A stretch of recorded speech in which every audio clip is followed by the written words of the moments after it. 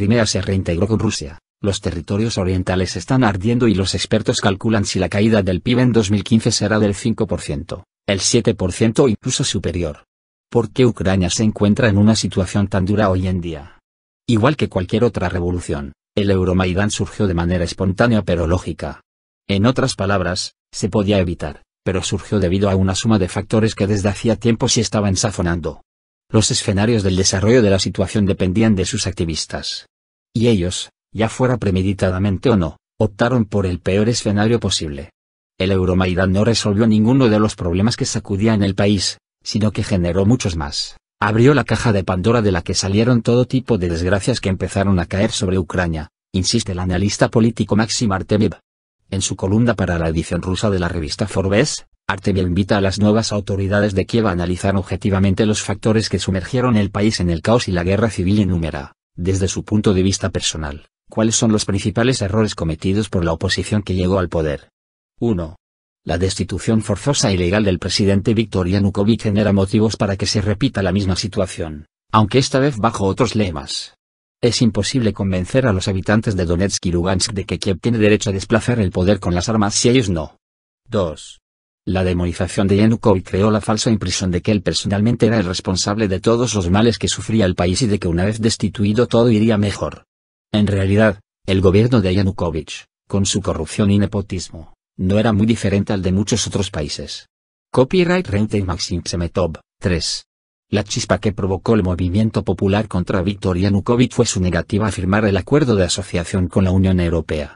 Hoy en día la UE admite que hubo errores en la etapa de preparación del documento y el nuevo gobierno ucraniano, el de Arseniy Yatsenyuk, ha firmado solo la parte política del texto, mientras que la aprobación de la parte económica a la que se oponía Yanukovych se ha aplazado para un futuro indeterminado.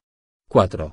Condenar a las fuerzas del orden de Ucrania y especialmente al Berkut por sus actuaciones durante las protestas de Kiev fue una decisión suicida que acabó con las bases del Estado.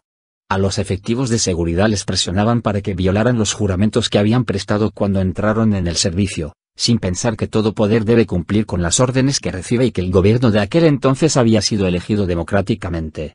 5. El principal resultado de la revolución ucraniana fue el caos total de la administración. La corrupción que florecía bajo Yanukovych al fin y al cabo se regía por ciertas normas, mientras que la que existe actualmente es totalmente anárquica. 6. Los líderes de la oposición que tomaron el poder en Kiev dejaron la geopolítica en el olvido. En ninguno de sus discursos mencionaron cómo ven sus futuras relaciones con Rusia, como si Moscú, que es su mayor socio comercial y casi el suministrador del gas, no existiera. 7.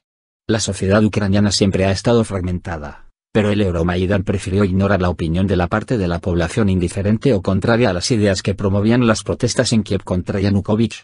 Cuestiones que preocupaban únicamente a los habitantes de la capital y de Ucrania occidental se presentaron como una causa nacional y, en consecuencia, los líderes opositores se posicionaron como representantes de todo el pueblo.